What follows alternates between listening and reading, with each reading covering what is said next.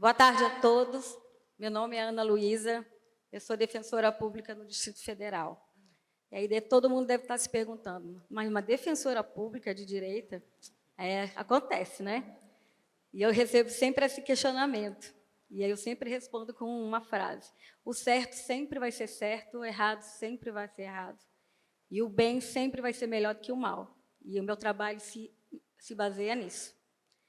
Então, hoje, nós vamos falar sobre essa mesa sobre ditadura sanitária, que é uma coisa que eu senti na pele, porque tem lugares ainda que eu não posso entrar. Não sou contra vacinas, nunca fui contra a vacina, já tomei todas as vacinas, meus filhos tomaram vacinas, mas especificamente essa eu tenho o direito e uma liberdade de escolher de que eu não quis me vacinar. Mas eu estou sendo impedida no meu direito de locomoção muitas vezes, inclusive, de entrar em locais. No Ministério Público do DF, por exemplo, a gente faz a NPP e eu não posso fazer as NPP lá porque eu não posso entrar no prédio. E aí a gente dá o jeito e faz em outros lugares, mas eu estou terminantemente proibida de entrar dentro do prédio do MP. Então, essas coisas, para mim, são muito, muito pesadas. Eu acho que a gente chegou quase no fim do mundo.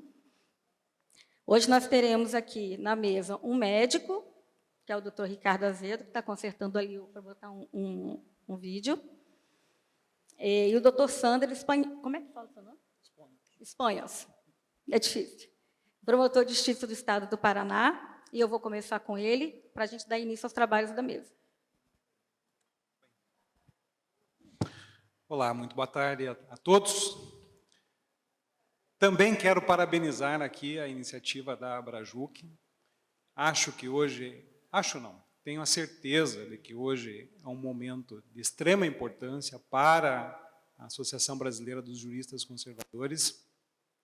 Nós damos um passo, né, e lançamos uma semente, né, no sentido de não apenas termos a oportunidade de nos encontrarmos, vindos dos diversos lugares do Brasil, para um alinhamento, né, de informações e de conhecimento em torno da nossa causa maior, que é o conservadorismo, como também a oportunidade de, quem sabe, no futuro, daqui a alguns anos, olharmos para trás, né, dizendo, olha, nós estávamos lá no primeiro fórum. Uma ideia que vingou, uma ideia que teve seu resultado, que teve a sua continuidade, e, acima de tudo, né, quem sabe nós tenhamos a oportunidade de ter muitos conservadores entre nós, que é, acredito eu, o espírito maior de cada um, na medida em que decidiu se associar à Abrajuc, ou que vem aqui hoje com a finalidade de conhecer, né, de melhor compreender a nossa causa.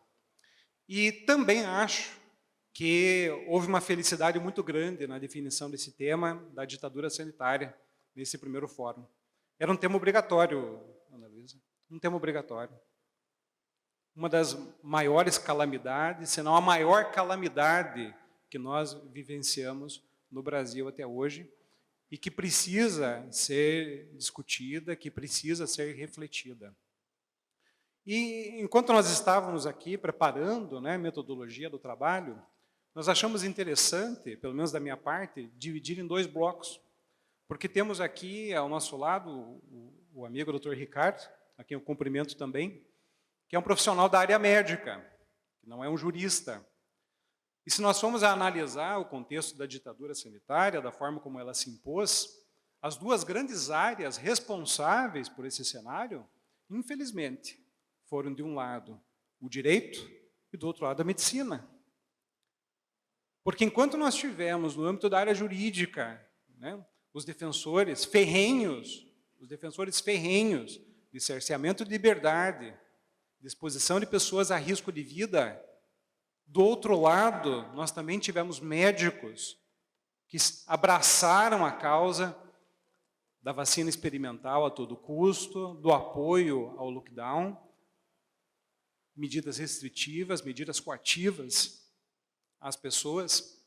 E eu parti de uma primeira reflexão a respeito da existência de eventual convergência ou de convergências entre o direito e a medicina, para nós chegarmos nesse denominador comum daqueles que propagaram esses cerceamentos e essa adesão da forma como ocorreu a essa situação aí, que envolveu não apenas a privação de liberdade, como também a exposição de pessoas a produtos que nós sabemos experimentais.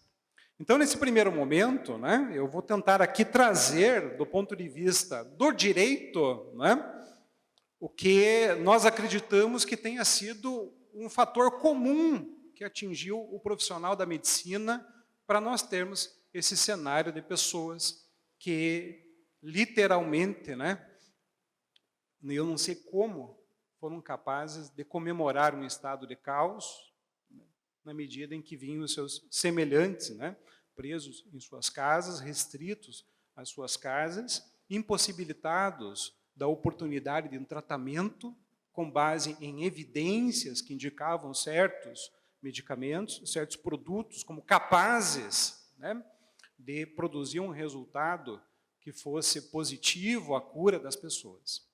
E, na medida, né, em que fizemos essa análise e que hoje ouvimos os outros palestrantes, né, chegamos também à conclusão aqui de que nós temos um delineamento do que aconteceu, pelo menos na área jurídica. O primeiro fator aqui que eu considero fundamental foi aquilo que J.K. Chesterton já percebeu no início do século passado, e quando eu digo início do século passado, antes ainda da Revolução Comunista. Quando o Chesterton escreveu O que há de errado com o mundo, o ano era em torno de 1910. E naquele momento, Chesterton já dizia que a doutrina estava sendo substituída pelo preconceito. Em que sentido? No sentido de que a doutrina era aquilo que o mundo trazia a título de conceito, a título de definições das coisas, com base num critério lógico, e que, por sua vez, permitia o estabelecimento de certos dogmas. Agora, na medida em que eu falo, né, e que eu trago a palavra dogma, né, nós vamos nos lembrar que a partir de um determinado momento da nossa vida acadêmica enquanto profissional, né, em busca da profissionalização do direito, né, ser dogmático passou a ser algo negativo. Se nós formos lembrar do tempo em que nós frequentávamos a academia, e eu digo isso aqui há mais de 25 anos, né, já não era interessante, né, seguir certos doutrinadores, porque eles eram dogmáticos. E o dogmático não era legal. O legal era o moderno. Então, Chesterton já sentia o cheiro disso, e era um cheiro de comunismo que ele sentia, antes mesmo da Revolução. E aí que nós temos também que tomar cuidado quando nós colocamos apenas no palco da história Marx, Lenin, Stalin. Haviam muitos outros por trás. O amigo Antônio Moura mencionou, e mencionou muito bem. O empresariado americano colocou bilhões na Revolução Comunista. E na Inglaterra de Chesterton, já existiam pessoas que estavam propagando e disseminando essas ideias, de que nós tínhamos que deixar de lado os dogmas, e que nós deveríamos prosseguir uma nova direção. E é nessa perspectiva que o Chesterton fala do preconceito, da substituição da doutrina pelo preconceito. Significa trocar o que é estável, o que está consolidado, apenas por uma direção aonde não se sabe onde iremos chegar. E de que forma é que nós iremos chegar. E isso foi vindo aos poucos e cada vez mais se fortalecendo, a ponto que hoje, né, se nós formos analisar do ponto de vista do direito, nós não temos conceitos sólidos na área jurídica. Se nós formos analisar, os conceitos jurídicos, todos estão relativizados. Todos foram substituídos por aquilo que se entende como uma mudança semântica da lei, uma mudança semântica da Constituição, mas uma mudança semântica para qual direção? no âmbito desse preconceito? Para a direção que deseja aquele que exerce o poder. Então, na verdade, hoje, o direito que permeou o cenário da pandemia foi aquele estabelecido pelos detentores do poder. E aonde eles pretendiam chegar por intermédio do uso desse poder. Poder este que Eric Voegelin também percebeu que era extremamente perigoso. O Voegelin, quando estudou o Grotius, uma obra de Grotius, em 1625, ele já acusava Grotius de cometer um grande equívoco quando tentava justificar a existência do Estado. Grotius dizia que a finalidade da existência da criação do Estado era a soberania. Voegelin, quem não conhece, filósofo, né, um filósofo austríaco, que procurou o estudo da ordem, né, o restabelecimento da ordem, ele chegou à conclusão de que a razão de ser do Estado é o poder. É o poder. O poder pelo poder. E quando nós tiramos do detentor do poder a força da doutrina, a força do dogma, o que sobra é apenas o querer. E foi o que aconteceu no âmbito dessa ditadura sanitária em relação às decisões que foram promovidas e as medidas também realizadas pelo Poder Executivo a partir dessas decisões, abalizadas por essas decisões da cúpula do Poder Judiciário em especial. Né? Eu acho que o momento hoje aqui não é para nós fazermos uma relação de tudo o que aconteceu para lamentarmos e chorarmos.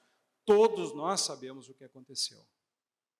Na medida em que houve uma decisão do Supremo Tribunal Federal que colocou o direito à saúde acima de todos os outros direitos, a ponto de permitir que um prefeito de qualquer rincão do Brasil pudesse, por decreto, estabelecer medidas típicas de estado de sítio, de estado de defesa, fica muito clara essa total inversão de ordem e esse total abandono da doutrina e dos conceitos. A partir do momento em que o sistema jurídico admitiu que um decreto municipal está acima de uma Constituição Federal, nós vemos muito claro aqui aquilo que Chesterton já previa no início do século passado. E que foi acontecendo e acontecendo aos poucos. Tanto que muitos de nós aqui, né, que ocupamos essa mesa, já nos perguntamos como nós deixamos ocorrer esse cenário. Nós fomos ludibriados, nós fomos seduzidos.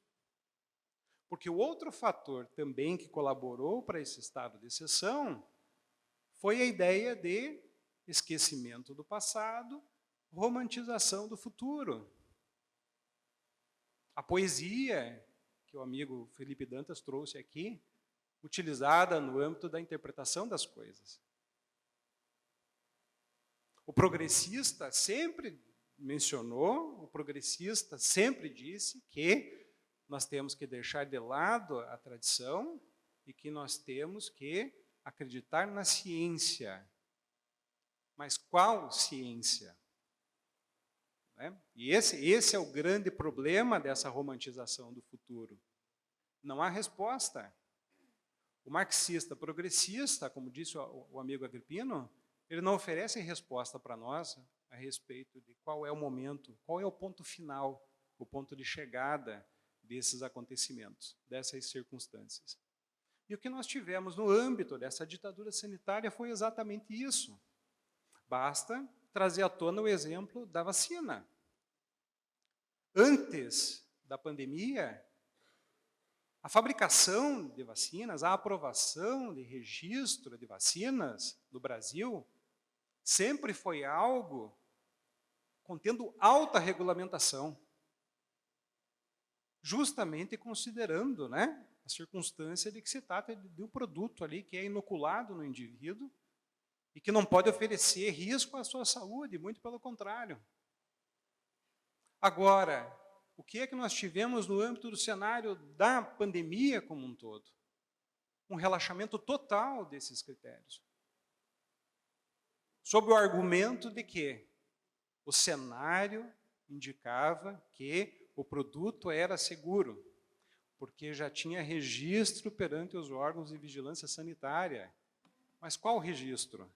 Um registro provisório. Um registro muito diferente daquele anterior ao momento de pandemia, ao ciclo de pandemia, em que se exigia rigor, comprovação, testes, assim por diante.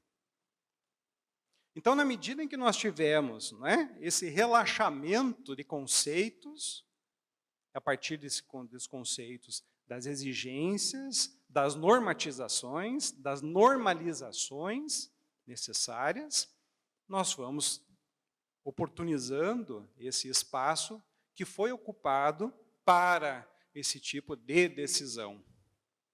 Agora, por que o judiciário adotando esse tipo de decisão? E aí, do ponto de vista da nossa análise, não é?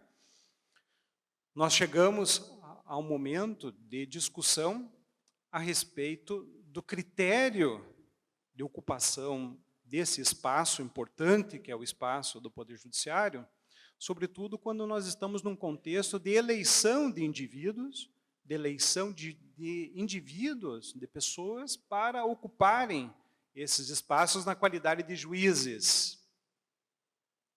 Há muito tempo atrás, em 1989, por exemplo, o jurista português Nuno Pissarra já alertava dos perigos do neocorporativismo em relação ao critério de eleição de juízes, às influências de setores políticos, sociais e econômicos, partindo da premissa de que esses setores políticos, sociais e econômicos eram forças de pressão que, obviamente, no contexto de interesses, aproveitavam as oportunidades para colocar num espaço importante, que é a cúpula do Poder Judiciário, pessoas alinhadas com determinados pensamentos. Porém, nós fomos induzidos a acreditar no mito de que, se a escolha, não é, vinha do presidente da República, essas pessoas automaticamente estavam legitimadas a exercer as suas funções. E não havia perigo de que o exercício dessas funções fosse contaminado por esses interesses. Ocorre que nós observamos que isso é apenas um mito, apenas uma presunção, e isso eu digo não apenas com base na realidade brasileira, mas também de outros países. Mais tarde, o jurista canadense, o Han Hirsch, escreveu Juristocracia, onde também ele deixa evidente a circunstância de que, aos poucos, essas pressões, inclusive pressões políticas, foram transportadas do poder legislativo, principalmente, mas também do poder executivo, para o poder judiciário. E que, aos poucos, o judiciário foi se tornando, não é? Foi se tornando suscetível das influências dessas pressões. E aqui não estou chamando os juízes de forma geral, genérica, os ministros do Supremo Tribunal Federal, de corruptos. Não estou chamando. Eu só estou dizendo que nós não podemos ignorar a presunção de que essas forças existem. E no âmbito da pandemia, parece que restou evidente essa circunstância. O fato de que haviam interesses econômicos, haviam interesses políticos também em torno das medidas a serem adotadas nesse contexto de pandemia. E aí eu alio um outro fator, antes de conceder a palavra para o doutor Ricardo. A circunstância de que também, por efeito do marxismo progressista, nós temos um contexto hoje que foi muito bem colocado por um autor, Mark Levin, que escreveu o livro Marxismo Americano, é um livro que eu recomendo fortemente, muito atualizado em torno do que está acontecendo nos Estados Unidos, e traz para nós a circunstância de que lá, assim como no Brasil, se nós formos analisar, O que nós temos hoje é uma tribalização dos indivíduos. As pessoas hoje, elas não são consideradas enquanto si só, individualizadas. Elas são classificadas. Elas são classificadas de acordo com o pensamento em relação a gênero, raça, aborto, definição de família, assim por diante. Você tem pouco tempo para se definir em relação a algo novo, porque imediatamente você vai ser classificado. E uma vez classificado, o que nós temos mais uma vez é influência de forças econômicas, de forças sociais, também de forças políticas, no sentido de estabelecer uma pauta de proteção àqueles que são considerados minorias por força da defesa desses interesses. E o que essas minorias pensam a respeito de determinados aspectos, porque há uma pauta global por trás disso, e nós sabemos disso, dessa circunstância. Há uma pauta global em torno dessas definições, desses interesses. E o que acontece é que também no âmbito da pandemia, na medida em que os acontecimentos, né, vinham à tona e as pessoas se posicionavam, a exemplo do tratamento precoce, né, automaticamente já era possível estabelecer um mapa, né? Os favoráveis ao tratamento precoce, os fascistas.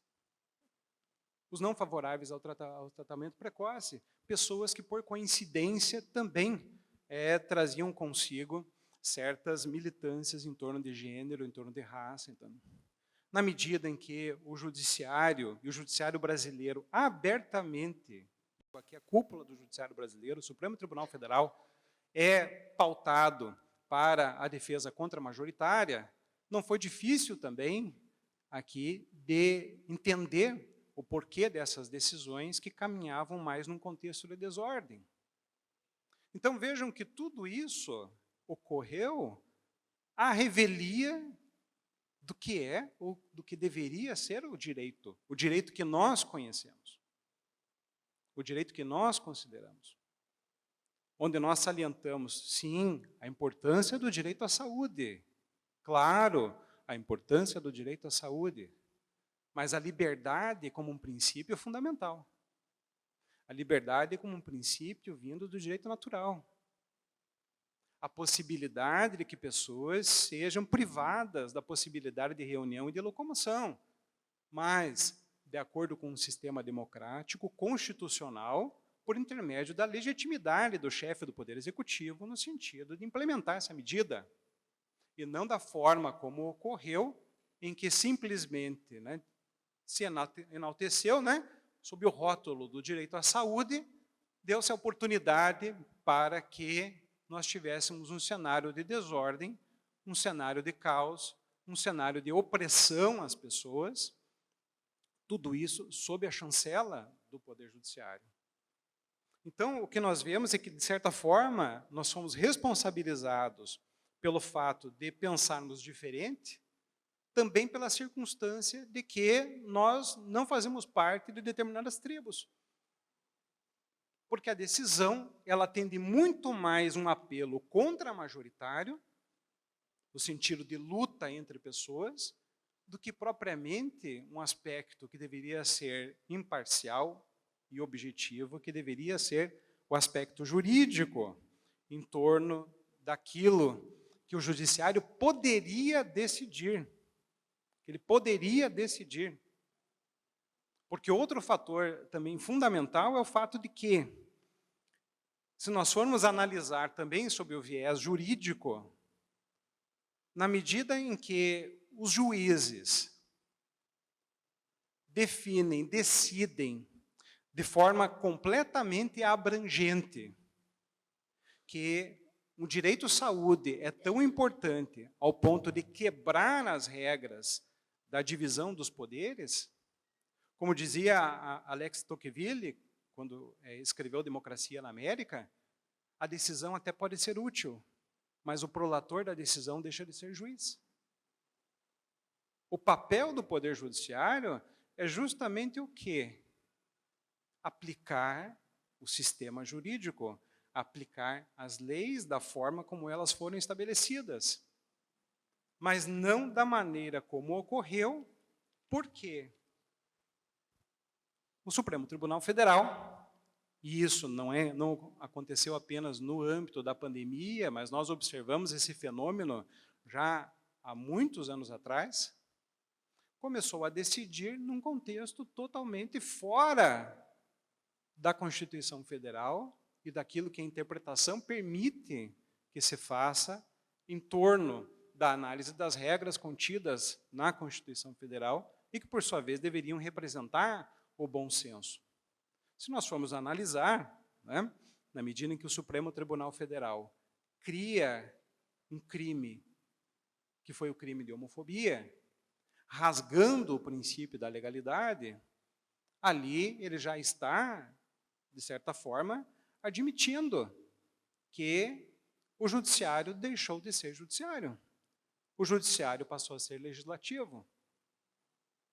E o que ocorreu é que nós fomos surpreendidos por essa situação de emergência, num contexto de um poder judiciário já contaminado por essas questões que assolaram a esfera jurídica, que vieram do âmbito político, do âmbito social, do âmbito econômico, e acabamos num cenário que hoje, né, nos parece tranquilo, mas há não muito tempo atrás, nós estávamos totalmente aflitos, desesperados, presos em casa, vendo nossos familiares perderem seus empregos, vendo pessoas aderirem a um projeto de vacinação experimental, que em outros tempos seria absolutamente inadmissível, tudo isso sob a chancela, não apenas do Poder Judiciário, mas eu trago um último fator, que eu acho importante, sob o silêncio dos juristas de escola,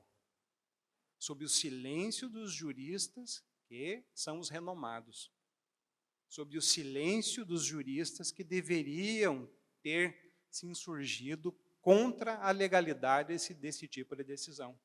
Eu acho que é algo que tem que ser muito bem pontuado. O acovardamento dos juristas, a preocupação com o status, a preocupação com a venda de obras jurídicas e um temor não justificado diante do Poder Judiciário, da cúpula do Poder Judiciário. Pessoas que escreveram e escrevem obras, mas que se nós formos analisar, e eu não quero aqui nominar, não pretendo nominar, não quero ser injusto, mas quais foram os grandes juristas brasileiros que se insurgiram contra esse cenário de absoluta ilegalidade? Então esse, doutor Ricardo, esse é aqui o enfoque, é a abordagem que nós procuramos aqui fazer para encontrar aqui as causas dessa insanidade jurídica que nós tivemos no contexto da pandemia. Agora o senhor explique os profissionais da medicina.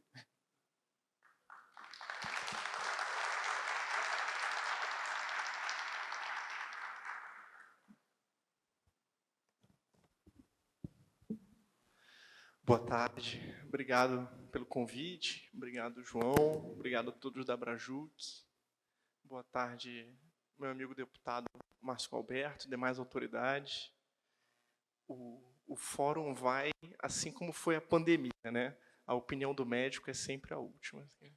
Todo mundo falou a CNN, falou a bióloga, e aí, no final, o pessoal pergunta para o médico o que vai fazer ou não. O importante é a opinião da mídia. Eu aprendi muito com as exposições dos colegas, gostei muito. Acho que o Antônio tocou num ponto muito importante sobre C.S. Lewis e como que o humano tem que ser mais importante que o Estado, né, Antônio? Isso é fundamental. E a gente viu que, durante a pandemia, o Estado se sobrepôs muitas vezes. Aprendi muito também com a palestra do nosso amigo promotor, agora não enxergo onde ele está. Eu, ao contrário dele, continuo indo na torcida do Vasco, apesar de ser professor. E eu aprendi muito com a tua palestra também, porque realmente a insanidade não foi só jurídica, né? Foi uma insanidade médica, jurídica, midiática. E eu acrescento aí nesse teu ponto, para a gente já começar a falar, além dos médicos e dos juristas, eu acho que a mídia foi um terceiro tripé muito importante para tudo que aconteceu, né? Eu diria que de formas diferentes. Eu acho que os juristas e a mídia, num aspecto mais macro, né, criando um clima de total instabilidade, histeria, um pânico acima do necessário, que deveria haver uma preocupação sim, mas o que houve foi um certo pânico. Não sei se muitos se lembram, mas no início da pandemia, a gente via imagens da China com as pessoas andando na rua e caindo no chão, e fazendo assim, né? Parecia uma transformação de filme de zumbi. E a gente sabe que o vírus não faz isso. O vírus te dá uma síndrome de resfriado que pode progredir com uma pneumonia grave viral e pode ter complicações trombóticas, né? Ou seja, nada que faça um sujeito estar andando na rua, opa, peguei o vírus, vou começar a me tremer. Isso não acontece. Mas a gente viu imagens assim no início da pandemia, que eram claramente para gerar pânico, né? A gente viu na China também o pessoal lavando as calçadas, né? O que a gente só vê no Brasil após a feira, eles faziam, teoricamente, para matar o vírus, né? Então, a gente vai falar, e eu estou aqui com o desafio de falar um pouco sobre tudo que ocorreu, e eu vou falar um pouquinho das bases do pensamento médico. Talvez isso deveria ter sido relembrado lá em fevereiro de 2020, para os meus colegas, eu chamo de colegas, porque eles também são professores de medicina, os jornalistas da CNN, né, e da Globo News, porque às vezes, quando eu tenho uma dúvida, eu ligo um pouco para eles, mas essa parte eles esqueceram. Então, eu acho que isso seria um ponto importante para eu relembrar para os meus colegas, né? Então, um dos princípios fundamentais da medicina, o primeiro é exatamente o primum non nocere, né? Ou seja, primeiro, não causar mal. Então, a primeira coisa que um médico tem que fazer, e eu ensino isso para os alunos de terceiro ano lá da UERJ, ensino para os residentes na FRJ, se tem uma pessoa doente na sua frente, o mínimo que você pode fazer é não piorar o que está acontecendo. Se você não piorar, você já está começando por um bom ponto. Porque, infelizmente, muitos médicos pioram o que está acontecendo, né? Bom, o segundo ponto se subdivide em dois, que é a questão do benefício e do custo, né? Ou do risco. E aí o custo também, mas não apenas o financeiro, mas também, né? É você pensar assim, se eu vou fazer uma intervenção, né? Meu paciente está doente e eu tenho uma intervenção para fazer. Qual que é o risco dele piorar com essa intervenção? E segundo, qual que é o custo, né? E esse é um aspecto que se amplifica tanto para os casos específicos quanto para a população, né? Porque se eu tenho 1 milhão de pessoas para tratar com um medicamento de altíssimo custo, é bem possível que o meu sistema quebre. Mas se eu tenho um medicamento mais barato com a mesma eficácia, talvez seja preferível, sobretudo na saúde pública, né? Bom, então o risco e o custo sempre vão estar pesando junto com o benefício de cada intervenção médica. Seja uma cirurgia, seja um remédio para pressão, um remédio para o diabetes. Não existe intervenção que não tenha um mínimo custo ou risco, né? E também a gente espera que haja benefício. Um dos pilares da medicina que muitas vezes se esquece também é o bom senso, talvez um dos mais importantes, né? Então, o bom senso é fundamental. Por isso, quando a gente vê um ministro da Saúde e ficar usando colete do SUS para ir para a televisão para dizer fique em casa, só venha se você tiver falta de ar, é praticamente um agente de funerária, né? Você só vem quando está morrendo. Não precisa ser médico.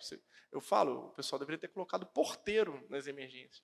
Você não precisa ser médico. Você está doente? Está doente. Vá para casa e volte quando tiver falta de ar. Você não precisa de um médico para isso. Infelizmente, foi o que aconteceu. E eu acho que o pilar mais importante no pensamento médico é o apreço à vida, né? Esse é o fundamental. Eu fiz medicina porque eu achava fantástico você transformar uma pessoa doente numa pessoa saudável. Eu achava fantástico roubar da morte, assim. Uma das coisas mais fantásticas que eu já fiz na vida, assim. Eu lembro de ser recém-formado e dar um plantão, chegar a um caso um dia e falar assim, olha, hoje eu roubei da morte. Eu tive uma pessoa que estava muito mal e eu não deixei morrer. E isso, para mim, é o transcendental de ser médico. É o que faz eu levantar todo dia e ser apaixonado pela minha profissão. E eu continuo muito apaixonado pela minha profissão e muito orgulhoso dela, basicamente porque eu sigo isso aqui. Acho que se eu não seguisse isso, eu teria muita vergonha, né? E também para relembrar os meus colegas da Globo News, vamos relembrar também as bases do método científico, né? As pessoas que gostam de gritar ciência. A maioria delas anda de carro fechado de máscara. A base da ciência, engraçado que tem até um vídeo do Olavo falando disso, a base da ciência está embutida no confronto de ideias e hipóteses, né? Em geral, a gente tem uma hipótese nula e uma hipótese não nula, e elas se confrontam, né?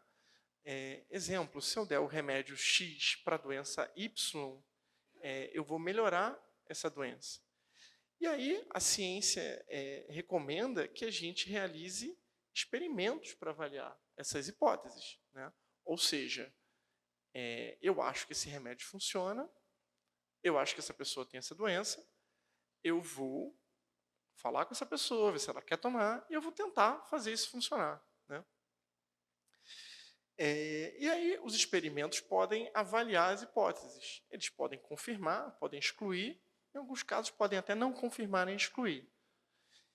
E eles podem virar premissas, né? E as premissas, elas se baseiam em ideias confirmadas, em ideias avaliadas. As premissas não podem sair da cabeça de alguém. E aí é um ponto muito importante. Não importa que você tenha argumentos de autoridade. Não importa que eu seja professor de medicina. O fato de eu ser professor de medicina não me permite virar para o João Daniel e falar, João Daniel, coma papel que você vai ser mais saudável. Não pode. Eu ainda tenho que seguir isso aqui. Na verdade, eu deveria ser a pessoa que deveria ser mais fiel tanto a isso quanto a isso aqui, né? Em alguns casos, o argumento de autoridade foi utilizado durante a pandemia para dar um cala-boca. Eu sou professor disso, eu sou aquilo, aceite o que eu estou falando. Ponto final, né? Então, assim, como um quarto ponto importante, a gente tem a questão da validação. Então, se alguém fala que fez um experimento no Japão e que o remédio X funcionou para a doença Y, é esperado que eu possa realizar o mesmo experimento aqui no Brasil e encontrar resultados semelhantes. Uma outra pessoa fazendo Nova Zelândia e encontrar resultados semelhantes, né? Então, você tem também a questão da validação pela replicação dos experimentos.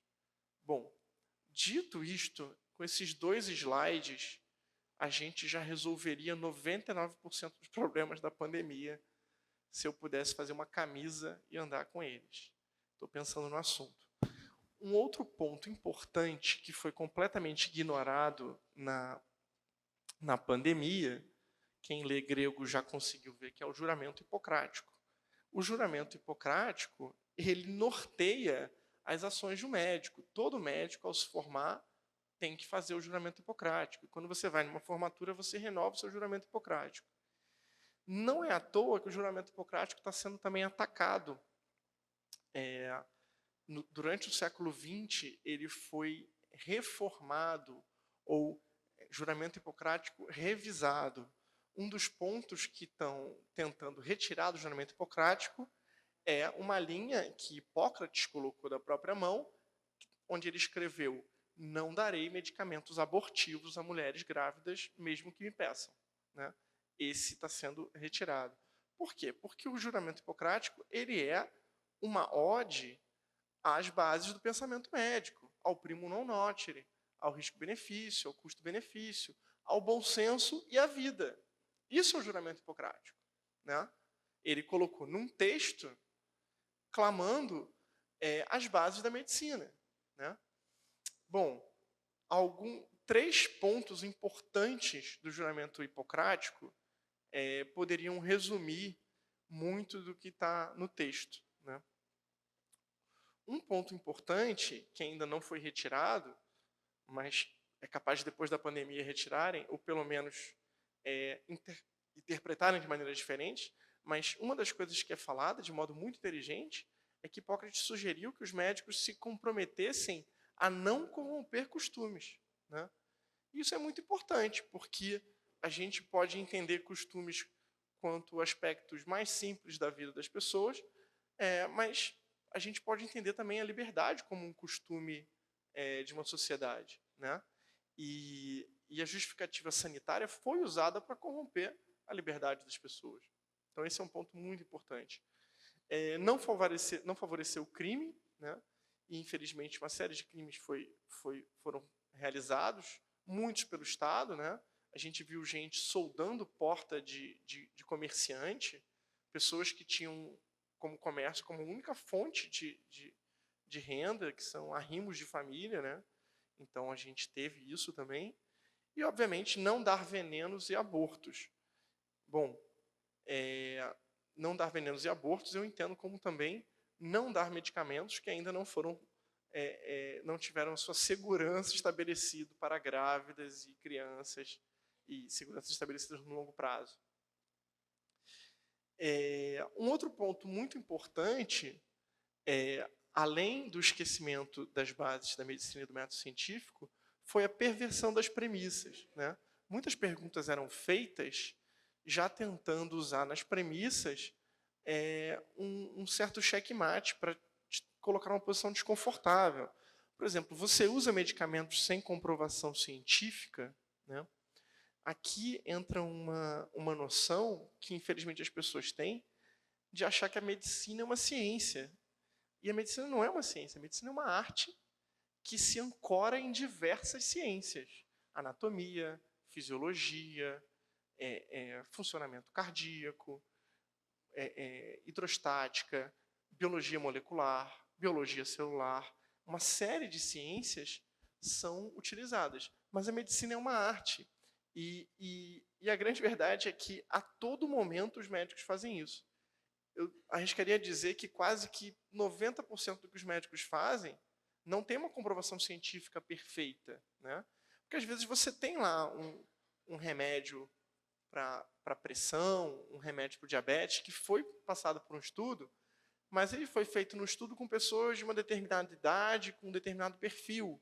Ele não tem para o seu João das Couves, que tem um perfil genético totalmente diferente do que foi feito no estudo, que ele é brasileiro e às vezes o estudo não teve brasileiro, que ele tem ascendência japonesa, indígena e europeia. Então, assim, é muito difícil você tentar amarrar como perfeitamente comprovado pela ciência. Os médicos usam muita da ciência, mas fazem ainda muita arte, né? Então, esse é um ponto que ficou muito evidente, esse tipo de questionamento. Um caso que eu costumo citar sempre, e acho que todo mundo que já viajou para os Estados Unidos sabe disso, nos Estados Unidos a dipirona é proibida, porque eles conseguiram mostrar num estudo que dipirona causa aplasia de medula.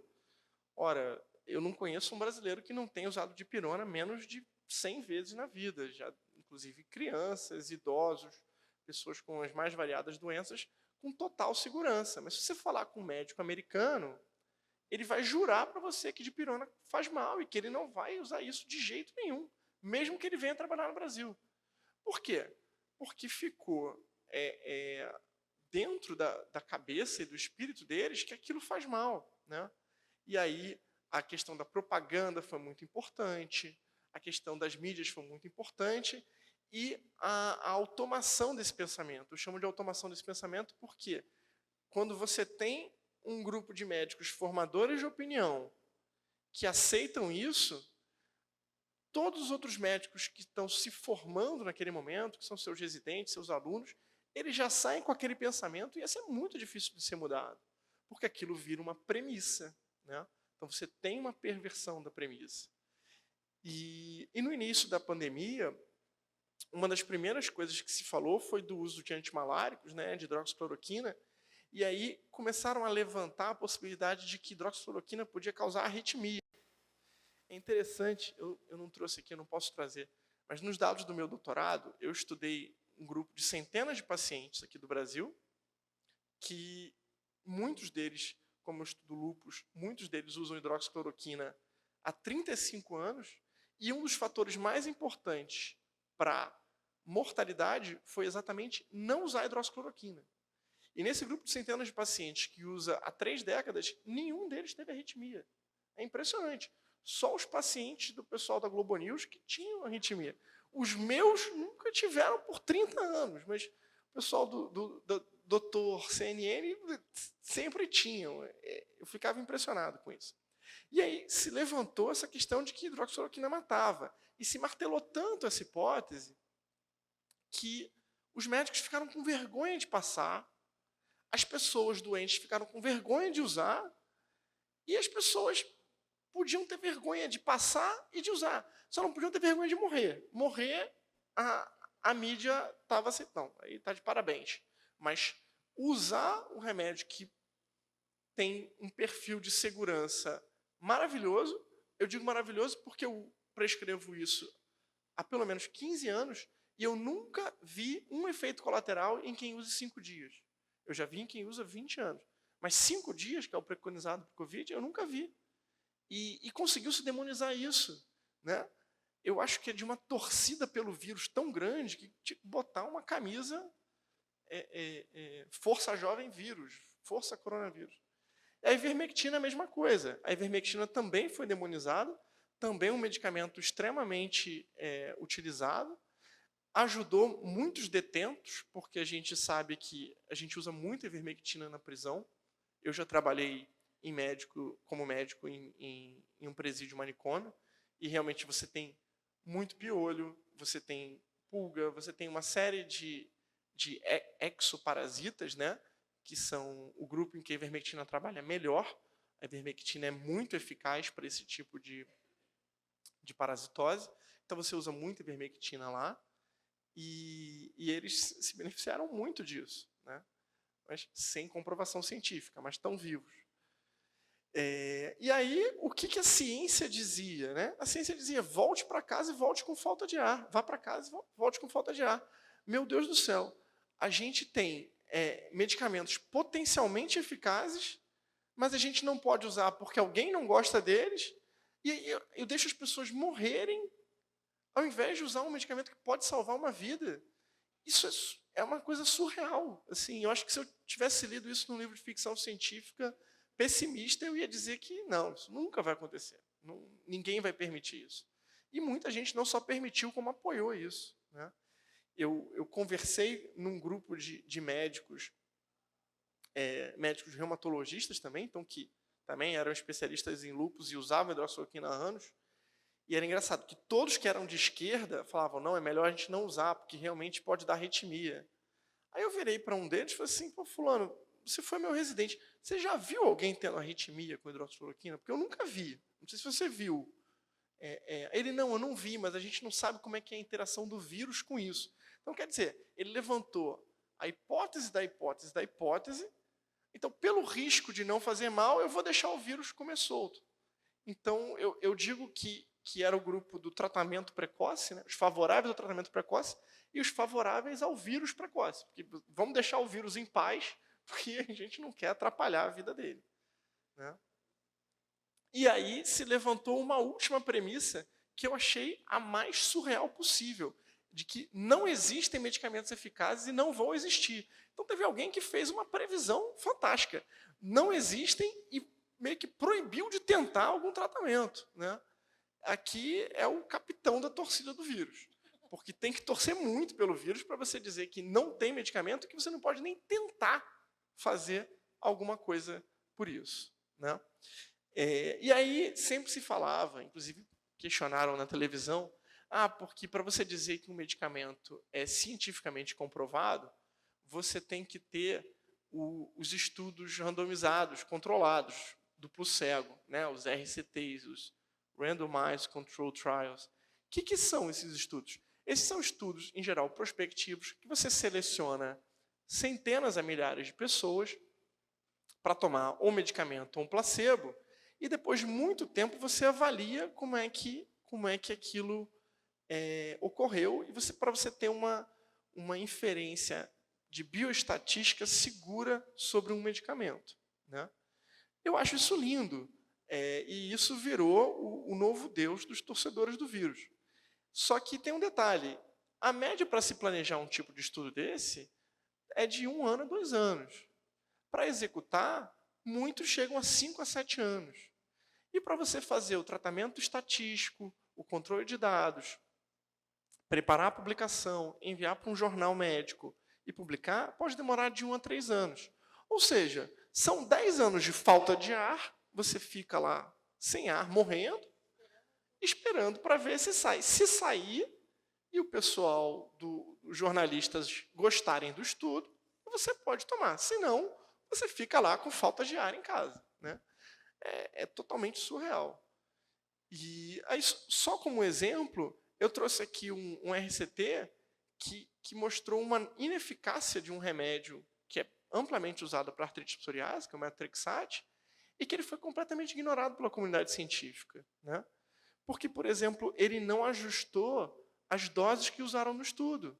Então, ele mostrou uma eficácia negativa, mas continua todo mundo usando o remédio. Por quê? Porque ele não ajustou as doses, então ele teve um erro pequeno, né? Ele teve um N que não foi grande, né? Com 400 pacientes, 462 pacientes, sendo 200 num grupo, 200 em outro. Então, o N, a gente sabe em bioestatística que talvez seja a coisa mais importante, ou seja, quanto maior o número de pacientes, maior a força estatística de um estudo. Assim como uma pesquisa, né? Se eu faço uma pesquisa com mais gente, maior a força estatística daquela pesquisa. Uma eleição é, na verdade, uma pesquisa com todos os eleitores, né?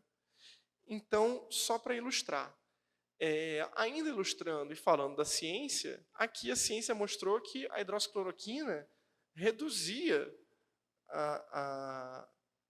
quando combinada com a azitromicina, em alguns casos até 100, reduzia a internação e mortalidade.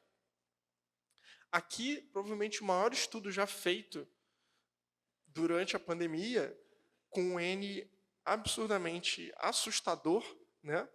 Com 220 mil pessoas, ou seja, uma cidade inteira. A força estatística disso é completamente enorme, né?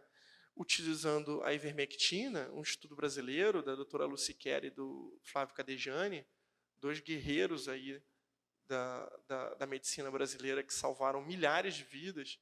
O Flávio Cadejani, eu não lembro agora de cabeça, mas ele tem uma casuística espetacular de milhares de pacientes tratados, acho que ele perdeu 1 ou 2, né? E aí o que eles acharam é que de 113 mil pessoas que usaram ivermectina, pouquíssimas foram internadas e pouquíssimas morreram. E aí eles acharam uma redução de mortalidade de 70%. Gente, se a gente jogar isso para o Brasil, com 600 mil óbitos, né, a gente poderia ter evitado 420 mil mortes. 420 mil mortes. Isso aqui é muito sério. Isso aqui é a coisa mais séria que já aconteceu nesse país em muito tempo. Isso é muito sério. Isso foi uma tragédia, e uma tragédia que tem muitos culpados. Mas certamente não foram os médicos que tentaram tratar seus pacientes. Esses são heróis, que tomaram pancada de todos os lados, tomaram pancada da mídia, tomaram pancada, muitas vezes, de Ministério Público, de outros médicos, de entidades, e salvaram muitas vidas. E se isso tivesse sido feito, muita coisa seria diferente. Só o impacto de mortalidade, de internação, financeiro, absenteísmo, seria completamente diferente. Inclusive, o medo seria diferente, seria menor, né? Bom, as consequências de tudo que foi criado, a gente teve uma sociedade que ficou assustada com o tratamento. Algumas pessoas tinham mais medo de tomar 5 dias de hidroxicloroquina do que de ficar internado no CTI com Covid, entubado e com risco de óbito. Houve uma verdadeira caça às bruxas, aos médicos que prescreviam e tentavam tratar seus pacientes. Passaram muita dificuldade. Pela primeira vez, a hidroxicloroquina mudou de receituário normal para receituário branco controlado, ou seja, ficou tão difícil quanto você passar opioide. Foi imposta uma certa vergonha, né? Assim, você tinha uma caça às bruxas. Você é um médico que está prescrevendo hidroxicloroquina. Depois a mídia rotulou alguém de capitão hidroxicloroquina ou capitã hidroxicloroquina, né? Se me chamassem disso, eu já chamava de capitão coronavírus, porque o oposto só pode ser quem torce pelo vírus, né? Você tinha, para essa gente, quem tentava tratar seus pacientes era negacionista, e para mim eles eram os afirmacionistas, porque eles podiam afirmar o que eles quiserem. Podiam afirmar que não funcionava, podiam afirmar que o lockdown funcionava, nada disso precisava ser provado. O lockdown, em nenhum momento precisou de comprovação científica, ele tinha que ser feito, né? E se eu pudesse também, eu teria uma camisa escrito: são só 2 semanas para achatar a curva. Porque isso deveria ser outdoor, para as pessoas ficarem relembrando o quanto que a gente ouviu isso, e quanto que a gente aceitou por serem 2 semanas, e quantas vezes essas 2 semanas foram adiadas, né? Então, e o que houve também foi um assassinato de reputação midiático muito importante, né? Em relação aos medicamentos, em relação aos médicos, em relação a todo mundo que tentava fazer alguma coisa contra o vírus, você tinha um assassinato de reputação muito grande. Como você tem ainda um assassinato de reputação muito grande hoje, e uma rotulação de negacionista, quem questiona qualquer para-efeito de vacina, né? Outro dia eu fui perguntado lá no Conselho de Medicina se eu achava que vacinas salvam vidas. E é óbvio que eu acho que vacinas salvam vidas, eu tenho certeza. Eu sou um apaixonado pela história de Edward Jenner, de Jonas Salk, de Sabin. Sabin foi um gênio da medicina mundial, ganhou o Nobel, ele curou a poliomielite, basicamente acabou com as grandes epidemias de poliomielite. Mas a vacina Sabin está lá bem determinado. Em determinados casos, pode causar a doença pela vacina. Ora, é óbvio que se você está tendo uma pandemia de poliomielite, você vai usar a vacina Sabin. Você sabe dos riscos, você vai usar. E se eu tiver que recomendar uma criança, um filho, eu recomendaria. Mas existem riscos. Então, assim, vacinas salvam vidas, sim, mas elas também podem provocar para-efeitos, sim. A gente tem que deixar o maniqueísmo de lado, né? O maniqueísmo, ele é a arma fundamental dos sem caráter e que funciona extremamente bem contra os sem cérebro. Porque o cara vem e te oferece 2 opções, né? Mas eu não quero nenhuma dessas 2 opções. Se essas 2 opções não são a melhor, eu posso escolher uma terceira, eu posso escolher um caminho do meio, né? Eu não sou um cachorro, eu sou um ser humano, eu tenho que pensar. Então, eu não tenho que ser contra ou a favor das vacinas. Eu tenho que recomendar as vacinas nas suas indicações, tomando os cuidados que devem ser tomados, com as avaliações que devem ser feitas, né? Então, também, a gente tem que tomar muito cuidado com essas rotulações de anti-vacina ou pró-vacina, né? Esse maniqueísmo é muito utilizado. Ainda como as consequências, eu comecei a perceber que os médicos, sobretudo os recém-formados, que faziam grande parte da força de trabalho, porque as formaturas foram adiantadas, faltava gente nas emergências e nos CTIs, então a galera recém-formada foi muito para lá. Esses médicos mais jovens, que ainda não desenvolveram muito sua capacidade crítica de julgamento, ainda não têm uma robustez técnica científica também tão grande, eles foram muito facilmente manipulados pela mídia, né? E eu falava para eles que, olha, vocês definem o que vocês estão fazendo baseado na mídia, vocês não estão baseados em livros de medicina, né? Então, essa pressão midiática, esse assassinato de reputação funcionou muito com os médicos mais jovens. a sociedade criou muitos preconceitos contra eles, né? Contra as pessoas que tentaram tratar, e a tragédia foi evidente, né? Mortalidade, hospitais lotados. Para quem quis superfaturar também foi ótimo, né? Porque o governo federal liberou as verbas para os estados e compraram até respirador em loja de vinho, e então todo mundo que torceu pelo vírus conseguiu fazer algum tipo de maldade. Para terminar, eu não gosto só de falar de problema, eu gosto sempre de propor soluções, eu gosto de tratamento, né? Então, eu acho que faltou, em algum momento, a gente ter um ministro da Saúde verdadeiramente conservador, corajoso, né? Macho, pró-vida não só em relação ao aborto, mas em todas as situações, colocando a vida humana acima de tudo, que pudesse bater de frente com qualquer tipo de pressão e assassinato de reputação, e que colocasse que, se a gente tem medicamentos que são seguros e que podem salvar vidas, que a gente vai fazer sim, ponto. Desagrade a quem desagradar. Isso é que tinha que ter sido feito, né? Faltou isso, esse tipo de coragem. Isso tem que ser feito. E dentro desse ponto, assim, outros pontos menores para serem tomados, dá liberdade para quem quiser trabalhar, né?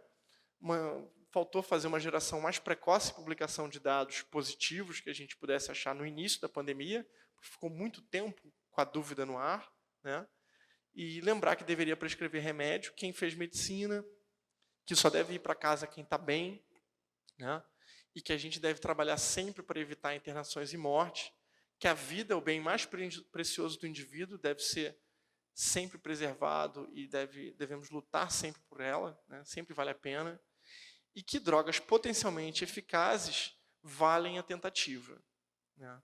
Que isso fique na nossa cabeça, porque parece que vem mais chumbo grosso por aí. Então, no pós-pandemia, engraçado, eu achei que as vacinas não precisaram de estudos de longo prazo, de RCTs, né? Os para-efeitos delas também não são tão importantes. E lembrar que a saúde é um direito, não é uma obrigação. Então, ninguém deve passar por um procedimento de saúde contra a sua vontade. Infelizmente, a gente vê que novas pandemias podem vir. Eu não sei quanto disso é uma guerra híbrida, quanto disso é um ataque ao Ocidente, mas, infelizmente, isso pode acontecer. E que o lockdown não se mostrou eficaz, né? E as 2 semanas se estenderam bastante. É isso. Obrigado.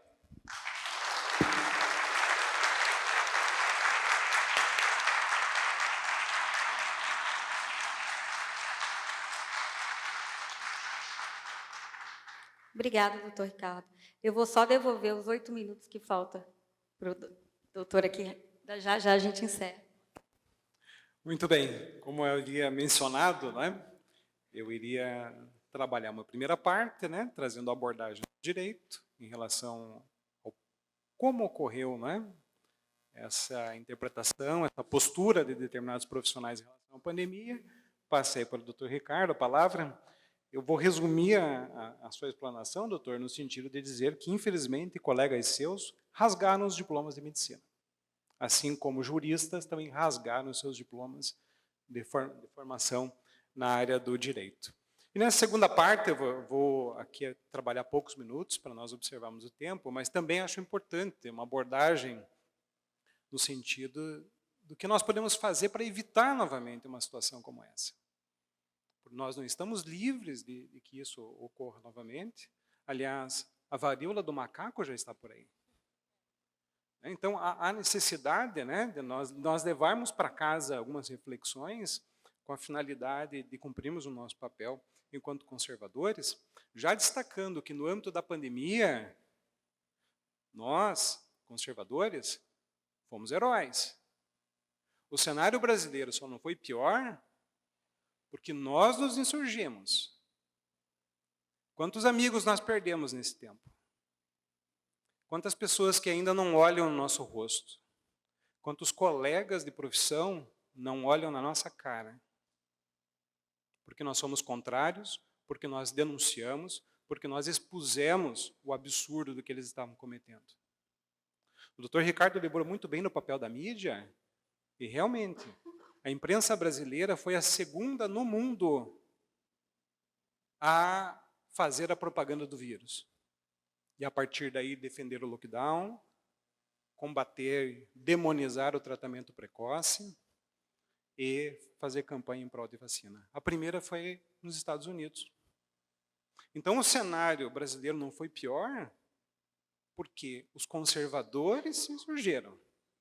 Porque os conservadores, que são aqueles que sabem da importância da tradição, e que por intermédio da tradição há um conhecimento, existem definições, existem critérios, é que o cenário não foi devastador no Brasil, como ocorreu nos países que são nossos vizinhos. Então nós temos que, em primeiro lugar, reconhecer a importância do conservadorismo, porque a impressão que dá é que nós fomos derrotados. Nós não fomos derrotados, nós somos vencedores. E para continuarmos vencedores, o que nós podemos fazer? Primeiro, robustecer a causa conservadora.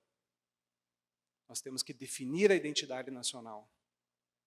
O Brasil profundo é um país conservador.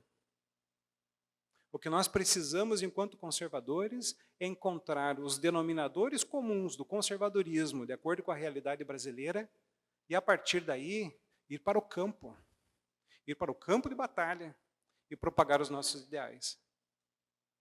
Basta apenas nós conseguirmos fazer o elo de ligação entre nós e o povo, que não tem a oportunidade de ter o nosso nível de cultura, de estudo, de aprendizado, mas que sabe o que é certo, sabe o que é errado, e precisa de nós com a finalidade de se sentirem cada vez mais fortalecidos. Em segundo lugar, no âmbito do direito, nós temos que mudar a concepção da abordagem jurídica, minha gente. Menos jurisprudência, mais doutrina. A tecnologia aí acabou sendo um perigo para nós. Está muito fácil acessar o link de um tribunal, copiar, colar e jogar numa peça jurídica. Mas se nós não concordamos com os conceitos que vêm dos tribunais, cada vez que nós ficamos replicando e fortalecendo os tribunais, deixando de mencionar os doutrinadores, principalmente aqueles comprometidos com uma abordagem fiel do direito, nós estamos, não é? Lembrei aqui do professor Olavo, fazendo o mesmo papel do imbecil coletivo. E nesse contexto de mudança da abordagem jurídica, nós temos que voltar para o direito romano também.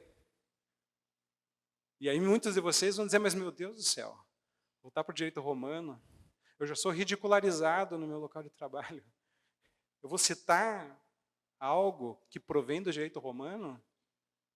Mas se nós defendemos as tradições, e se o direito romano é a base do direito ocidental, além do common law, é lá que nós temos que reencontrar o marco zero do conservadorismo e, de novo, restabelecer os conceitos.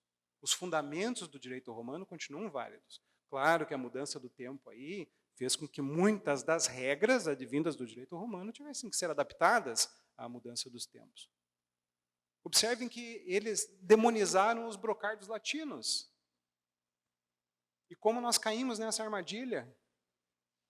Nos disseram que nós éramos arrogantes, que nós éramos metidos, citando brocardos latinos.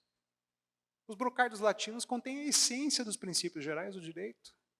E não há problema em você citar o brocardo latino, abrir um parênteses e fazer ali a definição dele em critérios mais simples. Agora, eles conseguem relativizar tudo, eles conseguem deturpar todos os conceitos jurídicos, e nós somos discriminados porque nós queremos fazer o uso de princípios gerais que são seculares e que nós simplesmente abandonamos porque deixou de ser moda. Então, se nós queremos colocar em prática o conservadorismo é isso. Terceiro ponto, a tripartição dos poderes. A tripartição dos poderes foi violada, foi vilipendiada, massacrada e não será restabelecida. É um sonho achar que nós conseguiremos voltar ao modelo proposto por Montesquieu, proposto antes de Montesquieu, proposto por Aristóteles. Aristóteles já preconizava a importância de uma divisão de funções. Montesquieu sistematizou em 1748. O princípio da separação, ele não volta mais. Como que nós podemos, então, restabelecer o controle de validade, o controle de respeito e de harmonia que se espera de uma democracia? Fortalecendo a participação da população, fortalecendo o controle por parte da população, que é a essência da democracia. E nesse aspecto, apesar das observações muito bem-vindas trazidas pela amiga Andréa Cartacho quanto ao perigo do referendo, nós temos que voltar os nossos olhos para os países onde o referendo existe e onde ele funciona. O problema da Venezuela e do Equador é o fato de que lá o referendo ele é uma fraude. Ele é uma fraude. Porque os referendos são totalmente controlados e são totalmente manipulados por quem detém o poder. Diferentemente dos Estados Unidos, por exemplo, e de outros países. E nesse contexto, os Estados Unidos, assim como outros países, possuem um referendo revocatório de decisões judiciais. Como um mecanismo válido e um mecanismo importante, mais por ser preventivo do que propriamente em relação às iniciativas da população com a finalidade de revogar decisões judiciais. O princípio é simples. Os juristas com reconhecimento, com conhecimento do direito, saber jurídico notável, não são apenas aqueles que estão na cúpula do Supremo Tribunal Federal. Nós temos muitos juristas com notável saber jurídico. Esses juristas, eles têm a possibilidade de nortear e liderar um debate popular com a finalidade de verificar, por exemplo, se um crime de homofobia criado por um tribunal e que está sujeitando pessoas às condenações é válido nos termos de um país democrático. Me parece que não haveria dificuldade no sentido da população reconhecer que há aí um abuso. O fato é que nós não podemos ficar acreditando que o impeachment de ministros vai resolver. Não existe impeachment de ministro do Supremo Tribunal Federal. E quero aqui também dizer no contexto de pandemia, que de certa forma eu fui injusto com o STF, porque não foi apenas o STF quem, entre aspas, pintou o caneco na pandemia. Teve Ministério Público, teve Defensoria, doutora Ana Luísa. São órgãos que tiveram o seu papel também. Nefasto, nesse sentido. E por último, acho muito importante, né? Eu acho que, enquanto conservadores, nós não podemos partir da premissa trazida por nós por Scruton. Scruton, talvez por estar na fase final já da sua vida, e ele foi muito apedrejado enquanto conservador, ele dizia que o papel do conservador era protelar o avanço do progressismo, que é uma visão decadentista do conservadorismo.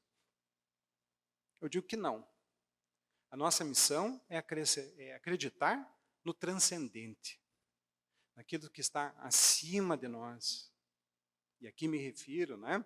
Aí cada um não quero aqui trazer a polêmica do conservadorismo, ao cristianismo como um dos pilares do mundo ocidental. Mudanças podem ocorrer e não dependem apenas de nós. Então, vamos acreditar, vamos continuar prosseguindo na nossa causa. A nossa causa é nobre e nós não estamos isolados. Muito obrigado.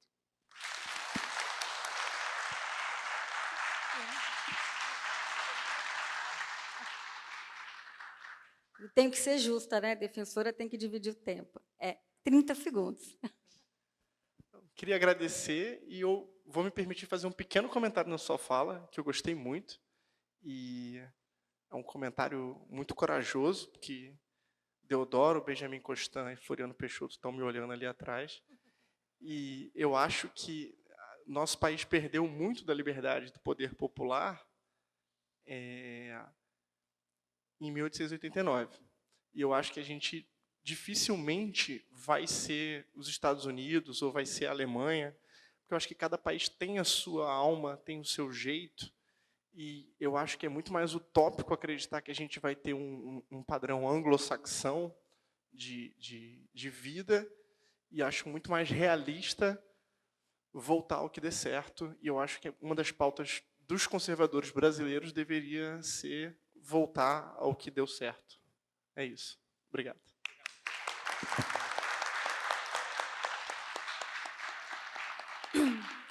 Para encerrar, eu gostaria de agradecer o convite ao Daniel de ser presidente dessa mesa. Fiquei muito honrada. E é só abrir um parêntese, que ele falou que a ivermectina era usada no presídio. Eu atuo diretamente com presos da Papuda em Brasília. E me causava sempre assim, todo mundo internado, todo mundo morrendo, e eu não via nenhuma internação de preso e nenhuma morte dentro do presídio. E realmente isso foi comprovado cientificamente. Muito obrigada, boa noite.